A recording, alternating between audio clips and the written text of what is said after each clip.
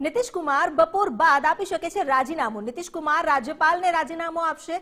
કુલ 128 ધારાસભ્યો નીતિશ કુમારને સમર્થન કરશે। ભાજપ અને એચએમના 82 ધારાસભ્ય નીતિશના સમર્થનમાં છે। બે નાયબ મુખ્યમંત્રી બની શકે છે તેવી સૂત્રોએ જાણકારી આપી છે। એક નાયબ મુખ્યમંત્રી ભાજપમાંથી હોઈ શકે છે, સૂત્રોએ આ જાણકારી આપી છે। સ્પીકર પદ ભાજપ રાખી શકે છે પોતાની પાસે। સૂત્રો તરફથી આ જાણકારી મળી છે કે બિહારમાં ફરી એકવાર મોટી ઉથલપાથલ થવા જઈ રહી છે।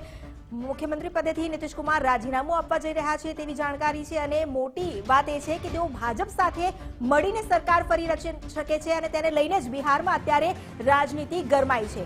જો આજે ક્યાસ લગાવવામાં આવી રહ્યા છે તેના પર નજર કરવામાં આવે તો જો તેઓ રાજીનામું આપે તેમની પાસે 128 ધારાસભ્યોનું સમર્થન છે, જેમાંથી હિન્દુસ્તાન આવામ મોરચાના પણ 82 ધારાસભ્યો છે અને જો એ પ્રમાણે સરકારની રચાય છે તો જે સમીકરણો છે તે મુજબ બે નાયબ મુખ્યમંત્રી બની શકે છે, જેમાંથી એક ભાજપના હોઈ શકે છે। સૂત્રોએ આ જાણકારી આપી છે।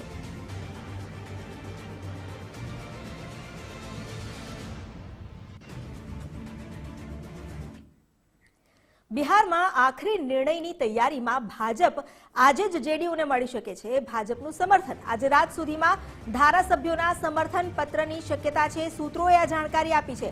બિહારમાં આખરી નિર્ણય લેવાઈ શકે તે માટે હવે ભાજપે પણ કમર કસી લીધી છે। જેડીયુ સાથે ભાજપ મળીને સરકાર રચી શકે છે, જેને માટે ભાજપ જેડીયુને સમર્થન પત્ર આજે રાત સુધીમાં જ આપી શકે છે। જેટલા પણ ભાજપના ધારાસભ્યો છે તેઓના સમર્થન પત્ર આજે રાત સુધીમાં મળી જાય તેવી શક્યતા વ્યક્ત કરવામાં આવી છે। અમારી સાથે જોડાઈ ગયા છે સંવાદદાતા દીક્ષિત ઠકરાર, તેમની સાથે વાત કરીએ।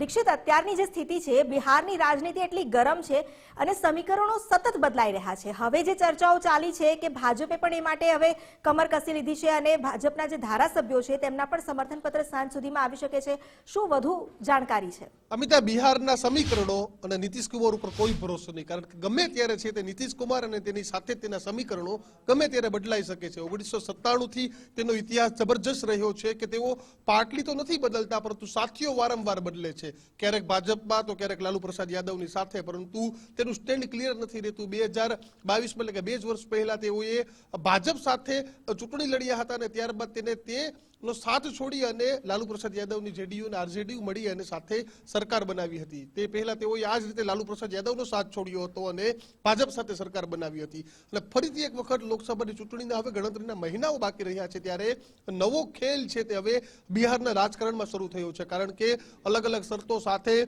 નીતિશ કુમારે ફરીથી એક વખત જે સરકાર છે તે તોડવા જઈ રહ્યા છે। પોતે જ ચીફ મિનિસ્ટર હોય ને સરકાર તોડતા હોય તે આ નીતિશ કુમારનું ઐતિહાસિક ઉદાહરણ છે, કારણ કે આ ઘટના પહેલી વાર નહીં પરંતુ વારંવાર બની છે અને ફરીથી એક વખત બિહારમાં પોતાની જ સરકાર છે તે નીતિશ કુમાર તોડવા જઈ રહ્યા છે અને હવે ભાજપ સાથે મળીને સરકાર છે તે બનાવશે। જો કે અલગ અલગ શરતો છે તે રાખી છે, ત્યારે તેની પહેલી શરત છે કે મુખ્યમંત્રી તરીકે હું જ રહીશ। અમિતા, મહત્વની વાત એ છે કે બિહારમાં સૌથી ઓછી સીટો 45 સીટો જ નીતિશ કુમારના પક્ષની છે, તેના કરતા લાલુ પ્રસાદ યાદવને 79, ભાજપની પાર્ટી ભાજપને 78 સીટો છે, પરંતુ કિંગ મેકરની ભૂમિકામાં નીતિશ છે, એટલે કે દર વખતે આ જ પ્રકારની રણનીતિ સાથે તે આગળ વધે છે અને ફરીથી મુખ્યમંત્રી તે જ રહેશે। તો તેની સહિત એનડીએમાં ત્યાંની બે લોકલ પાર્ટી છે, ચિરાગ પાસવાન સહિતની તે પાર્ટીઓ છે તેને એનડીએમાંથી નીકાળવામાં આવે તેવી પણ શરત છે તે નીતિશે રાખી છે। તો તેની સાથે જ અત્યારે સતત ભાજપ હાઈકમાન્ડ સાથે નીતિશ કુમાર ચર્ચામાં છે। સુશીલ કુમાર મોદીને પણ સીએમ બનાવવામાં આવે આવી પણ એક શરત છે તે નીતિશ કુમારની છે।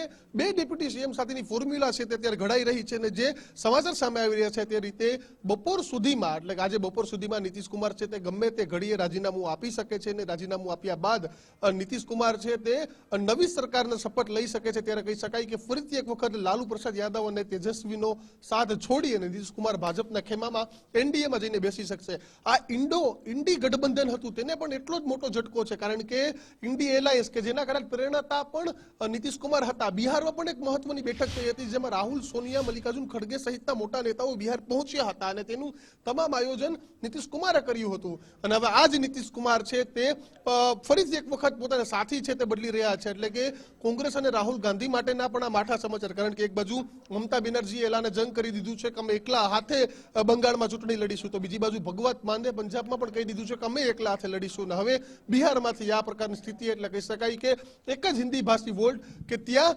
કોંગ્રેસ નહીં પરંતુ વિપક્ષી છે તે સત્તામાં હતું, ત્યાં પણ ફરીથી ભાજપ છે તે એકવાર સત્તામાં આવી જશે। બિલકુલ ઇન્ડી ગઠબંધન માટે તો આ એક ખૂબ જ મોટા ઝટકાના સમાચાર છે, પરંતુ ફરીથી જો આપણે પહેલા બિહારની રાજનીતિ પર જ વાત કરીએ, કારણ કે લોકસભા પછી છે, પરંતુ બિહારની રાજનીતિમાં અત્યારે તેજસ્વી યાદવ અને લાલુ પ્રસાદ યાદવ તેમણે પણ ઘણા પ્રયાસ કર્યા, ડેમેજ કંટ્રોલ નથી થયું. એટલે હવે જો સરકાર રચાય છે તો શું તેજસ્વી યાદવે જે વાત કરી હતી કે અમે તક તો નહીં જ બદલવા દઈએ, સંખ્યા અને આંકડા જે છે તે તેજસ્વીની તરફેણમાં નથી લાગતા? તે સંખ્યાના આંકડા છે ને આ બહુ ઇન્ટરેસ્ટિંગ ગેમ છે ને. અત્યારે લાલુ પ્રસાદ યાદવ જેટલા જ નીતિશ કુમાર રાજકારણના બેતાજ બાદશાહ છે તે જ પ્રમાણના રણનીતિકાર લાલુ પ્રસાદ યાદવ પણ છે, પરંતુ સંખ્યાબળમાં વાત કરવામાં આવે તો નીતિશ કુમાર +6 સાથે આગળ વધી રહ્યા છે, તો તેજસ્વી યાદવના સાથી પક્ષોને 8 ધારાસભ્યો ઘટી રહ્યા છે. આ તમામની વચ્ચે બિહારથી એવા પણ સમાચાર આવી રહ્યા છે કે કોંગ્રેસના 10 થી વધુ ધારાસભ્યો ભાજપના સંપર્કમાં છે. જોકે કોંગ્રેસના મોટા નેતાઓ આમાં ઇનકાર કરી રહ્યા છે અને કહી રહ્યા છે કે આવી કોઈ વાત નથી.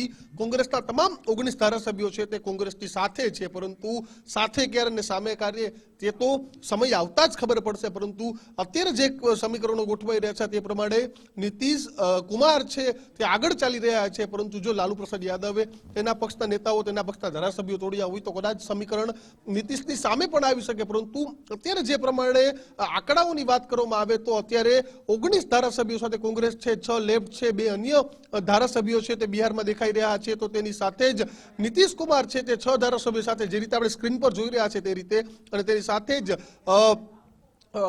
તેજસ્વી યાદવ છે તેને પણ સંખ્યાબળ 8 થી 10 ધારાસભ્ય, જો કદાચ સંખ્યાબળ 10 ધારાસભ્ય પહેલા જ વધી ગયા હોત અથવા તો 10 સીટો ત્યારે જ વધી ગઈ હોત તો કદાચ નીતિશ કુમાર ફરીથી સીએમ જ નતા બનવાના. પરંતુ જે રીતે નીતિશ કુમારે ગેમ ગોઠવી બધી ચોખ્ઠા ગોઠવ્યા હતા તે રીતે નીતિશ કુમારને એટલી જ સીટો મળી કે તે કિંગ મેકરની ભૂમિકામાં રહે. ભલે સૌથી ઓછી સીટો નીતિશ કુમારના પક્ષની હોય ત્રણેય મોટી પાર્ટીઓમાં, પરંતુ ફરીથી એક વખત જોવામાં આવે તો નીતિશ કુમાર રણનીતિકારની ભૂમિકામાં, કિંગ મેકરની ભૂમિકામાં, અને નીતિશ કુમાર ફરીથી એક વખત ચીફ મિનિસ્ટરના શપથ લઈ શકે છે. એટલે કહી શકાય કે આ એવા વ્યક્તિ છે કે જે પોતાની જ સરકાર પાડે છે અને પોતાની જ સરકાર બનાવે છે.